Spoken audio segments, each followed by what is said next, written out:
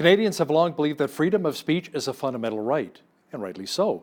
There seems to be a growing threat to freedom of expression on university and college campuses. Joining me now today to discuss this is John Carpay, President of the Justice Centre for Constitutional Freedoms, joining me via Skype from Calgary. Welcome back to BCN, John. Good to see you. Now, John, can you first of all explain to our viewers what a Campus Freedom Index really is? Well, it's been said, if it matters, measure it. And so about 10 years ago, in 2011, we started the first Campus Freedom Index to actually measure the state of free speech on campus.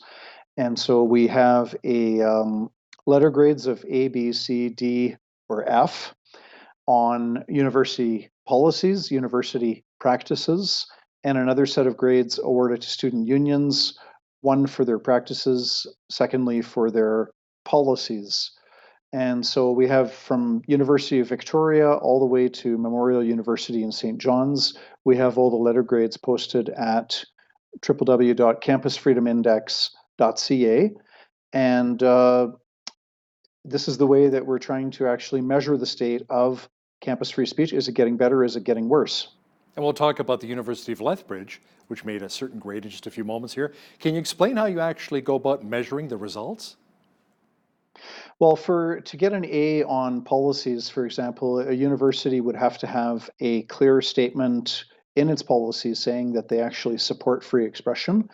They would have to have that not watered down by kind of a speech code where, say, anti-harassment, anti-discrimination policies are used to water down speech. They would have to not abuse security fees, which is what we see more and more, where universities will tell a group, sure, you can have an event, you can sponsor a debate, you can invite a speaker, but give us $20,000, which student groups can't afford. So absence of security fees is very important. And on their practices, we look at, do they actively defend free speech? If somebody is demanding that a speaker be silenced or disinvited, does the university say, no, we're not going to disinvite, we're not going to cancel the event because we welcome the free exchange of all ideas? Or does a university pander to that kind of mob censorship? We also look at whether a university would actively defend controversial speech, or if they would let a mob come on campus and shut down events that they dislike while campus security just stands by and watches. So those are examples of the things we look at for their policies and for their practices. Now, I see you handed out 240 grades. That's a busy teacher, marking all those papers, to 60 different campuses. And out of all of them, there are only 5 that received A grades.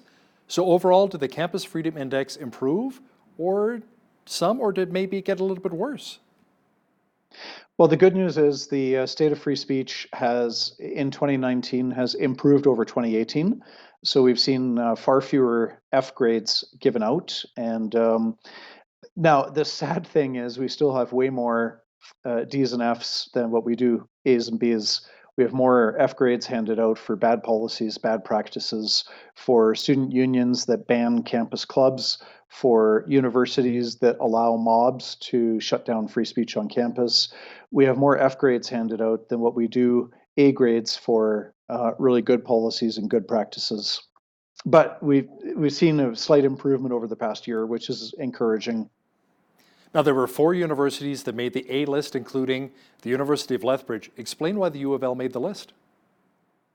The University of Lethbridge, on their policies, had some of the criteria I mentioned, where they have a clear, definitive statement about why free speech is important, why they should protect it.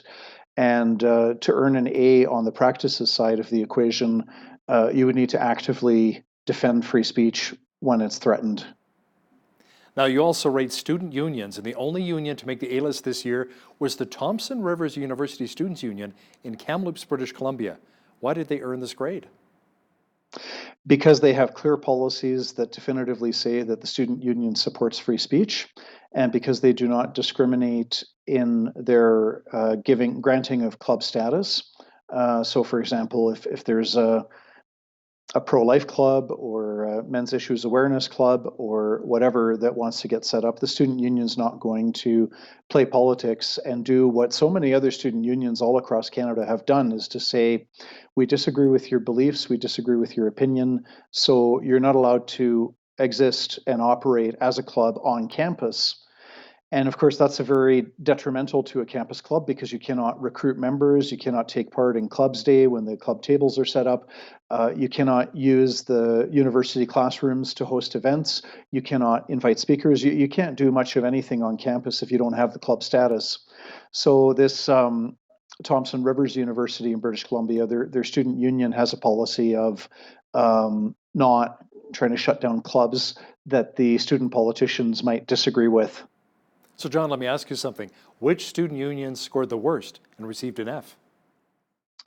Well, we still have, there are so many, I'd have to direct you to go to the campusfreedomindex.ca and look at all the F grades there, because to start going through all of those, we'd have to be on the show together for a long time. Okay, let me ask you then, what were some of the criteria of why they received an F? Was it because there was a lot of bullying going on? There was no freedom of expression really encouraged within the student unions?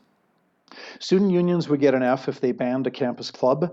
They would get an F if they did not make space available so that there was an existing campus club that wanted to hold an event.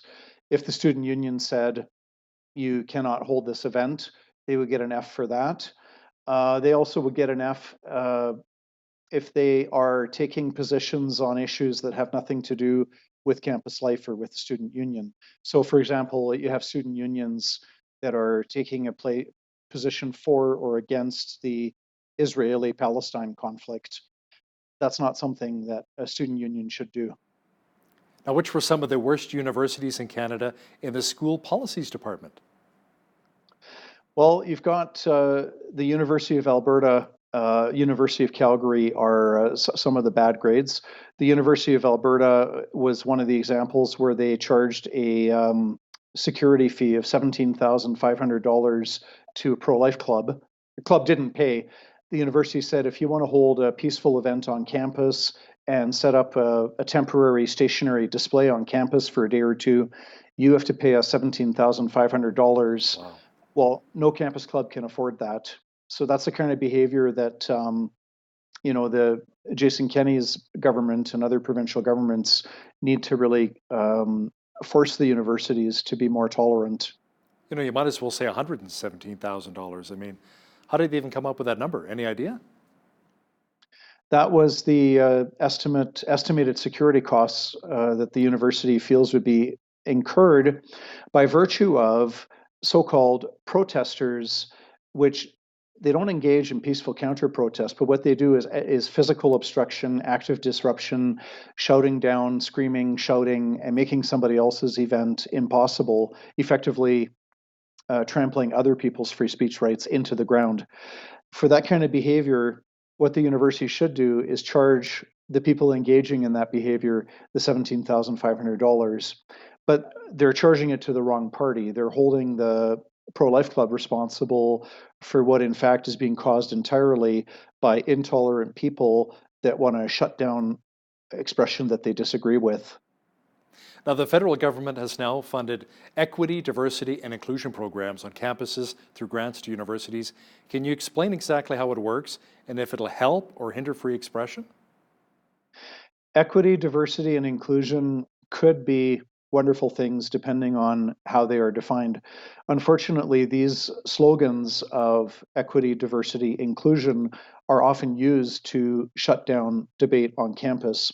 For one example, McMaster University in Hamilton had invited Dr. Jordan Peterson to speak on their campus, and the university president's office on diversity and inclusion said that Jordan Peterson was not worth listening to at all, and he should not have been invited to the university.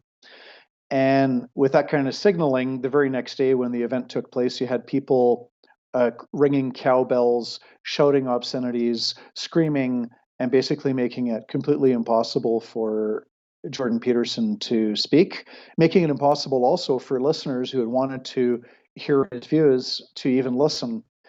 This is the result of equity, diversity, and inclusion. Is you get speakers being shouted down on campus.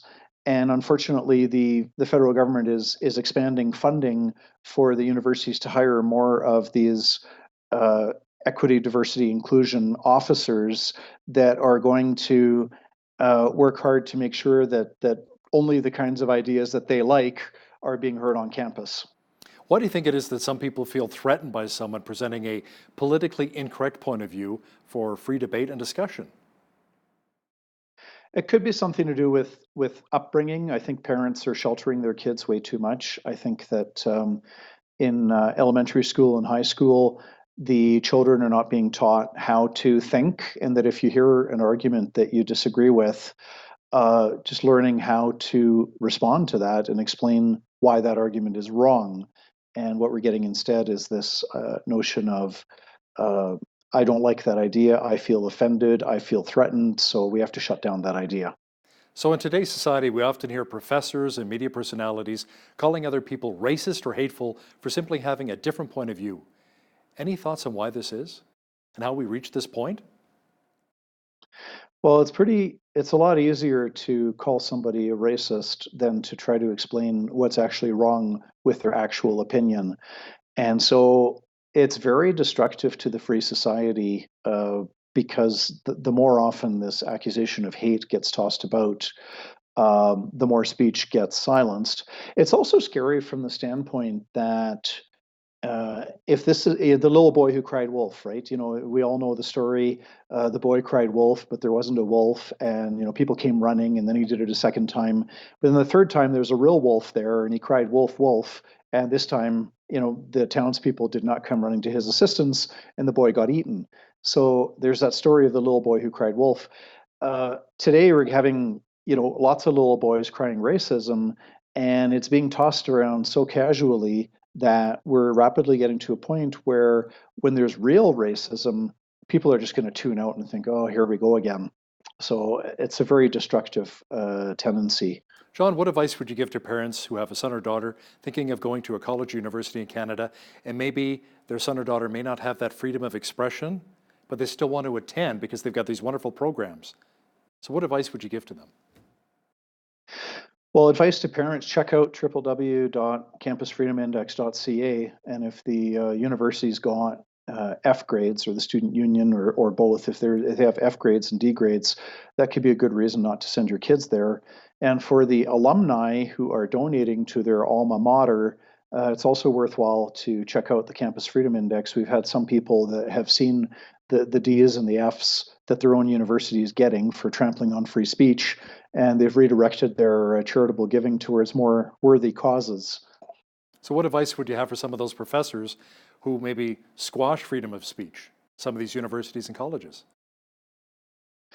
Well, there's a few very bad professors out there. We saw what happened with Lindsay Shepherd 2 years ago. She was a master's student at Wilfrid Laurier University, and she had showed her students a video segment of a debate on gender neutral pronouns, and that included a segment of Professor Jordan Peterson speaking, as well as other people speaking.